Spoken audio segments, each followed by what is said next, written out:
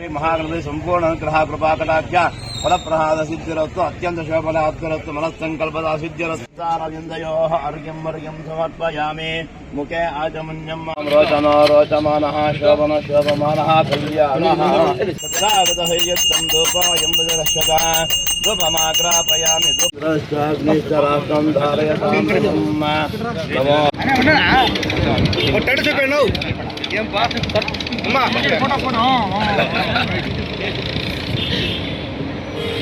ಏನಕ್ಕೆ ಟಾಟೋ ಹಾಕ್ಸಿರೋದು ನೀವು? ನನ್ನ ಅಭಿಮಾನಿ. ನಾನು ಯಾರಿಗೆ?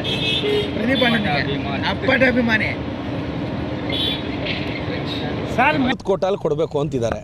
ನಾವು ಫಸ್ಟ್ ಟೈಮ್ MLAಗಳೆಲ್ಲ ಪತ್ರ ಬರೆದಿದ್ವಿ, ಒಂದು 5 ಜನಕ್ಕೆ ಕೊಡಿ ಅಂತ. ಯಾರಿಗಾದರೂ ಕೊಡಲಿ, ಕೊಡ್ತಾರಂತ ಒಂದಿಬ್ಬರಿಗೆ, ಯಾರಿಗಾದರೂ ಕೊಡಲಿ. ನಮ್ಮ ರವಿ ಗಾಣಿಗ ಕೊಡಲಿ, ಶರತ್ ಬಚ್ಚೇಗೌಡರು ಕೊಡಲಿ, ನಮ್ಮ ಶಿವಗಂಗಾ ಅವರಿದ್ದಾರೆ ಅವ್ರಿಗೆ ಕೊಡಲಿ, ಇಲ್ಲ ಪೊನ್ನಣ್ಣ ಇದ್ದಾರೆ ಕೊಡಲಿ, ಇಲ್ಲ ಮಂತರ್ಗೌಡ ಕೊಡಲಿ, ಇಲ್ಲ ಇವರೆಲ್ಲ ಸೇರಿಸಿ ನನಗೆ ಕೊಡಲಿ ಅಂತ ಅವರು ಹೇಳ್ತಾ ಇದ್ದಾರೆ. ಗೊತ್ತು ನನಗೆ. ನಮ್ಮ ಚಿಕ್ಕಬಳ್ಳಾಪುರ ಜಿಲ್ಲೆಗೆ 50 ವರ್ಷ ಆದಮೇಲೆ ಒಬ್ಬ OBC ಹುಡುಗನಿಗೆ ಸಚಿವ ಸ್ಥಾನ ಒಲಿಯುತ್ತೆ ಅನ್ನೋ ಗಟ್ಟಿ ನಂಬಿಕೆ ನನಗಿದೆ. ಯಾಕಂದರೆ ಇದು OBCಗಳ ಧ್ವನಿ, ನಾನೇನು ಕೇಳ್ತಾ ಇಲ್ಲ. ಸೊ ಅಹಿಂದ ವರ್ಗದ ಧ್ವನಿಯಾಗಿ ಕೊಡ್ತಾರೆ ಅಂತ ನನ್ನ ಭಾವನೆ ಸರ್. ನೀವು ನಂಬ್ತಿರೋ ಎಲ್ಲೋ, ನಾನು ಇದುವರೆಗೂ ಮುಖ್ಯಮಂತ್ರಿಗಳನ್ನ ಉಪಮುಖ್ಯಮಂತ್ರಿಗಳು ಯಾರನ್ನೂ ಬಾಯ್ಬಿಟ್ಟು ಕೇಳಿಲ್ಲ ಮಿನಿಸ್ಟ್ರ್ ಮಾಡಿ ಅಂತ. ನನ್ನ ಕೆಲಸ ಇಷ್ಟ ಆದರೆ ಮಾಡ್ತಾರೆ, ನಾನು ಕೇಳೇ ಇಲ್ಲ. ನೀವು ಬೇಕಾದರೆ CM ಅವ್ರನ್ನ ಕೇಳಿ. ನೀವು CM, ನಾನು ಇವತ್ತಿಗೂ ಬಾಯ್ಬಿಟ್ಟು ಕೇಳಿಲ್ಲ. ಆಶೀರ್ವಾದ ಮಾಡಿ ಸರ್ ಅಂದಿದ್ದೀನಿ, ಅವ್ರು ಸ್ಮೈಲ್ ಕೊಟ್ಟಿದ್ದಾರೆ ಅಷ್ಟೇ. Thank you sir.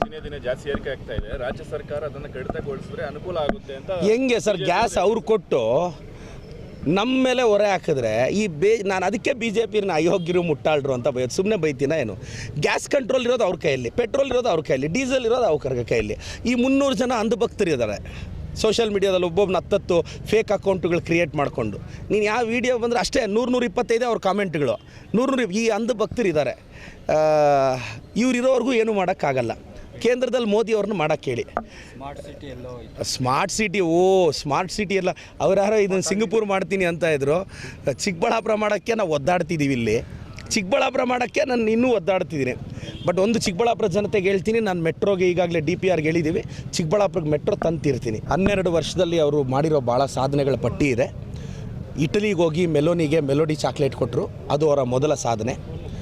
ಇಲ್ಲಿಂದ ಪಾರ್ಲೆ ಕಂಪ್ನಿ ಮೆಲೋಡಿ ಚಾಕ್ಲೇಟ್ ತೊಗೊಂಡೋಗಿ ಇಟಲಿ ಪ್ರೈಮ್ ಮಿನಿಸ್ಟರ್ ಕೊಟ್ಟಂಥ ಮೆಲೋಡಿ ಕೊಟ್ಟಂಥ ಕಿಲಾಡಿಗೆ 12 ವರ್ಷದ ಶುಭಾಶಯಗಳು.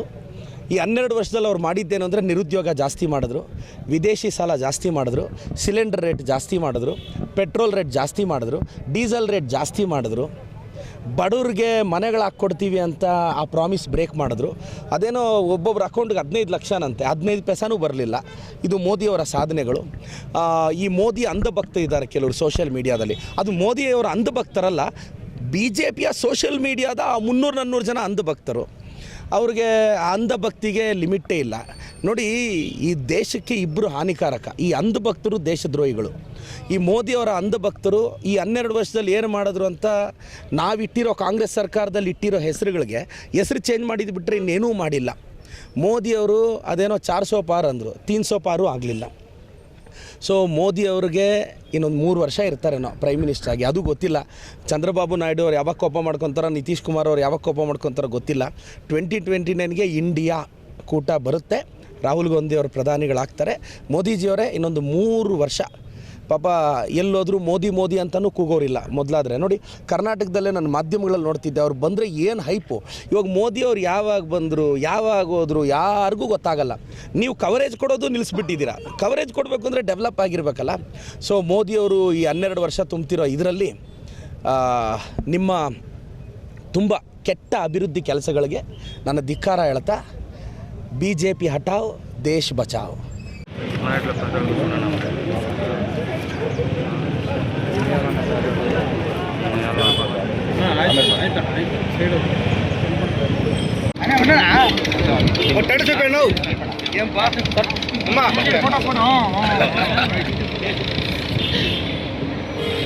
ಏನಕ್ಕೆ ಟಾಟೋ ಹಾಕ್ಸಿರೋದು ನೀವು? ನನ್ನ ಅಭಿಮಾನಿ. ನಾನು ಯಾರಿಗೆ? ಪ್ರದೀಪ್ ಅಣ್ಣನಿಗೆ ಅಪ್ಪಟ ಅಭಿಮಾನಿ.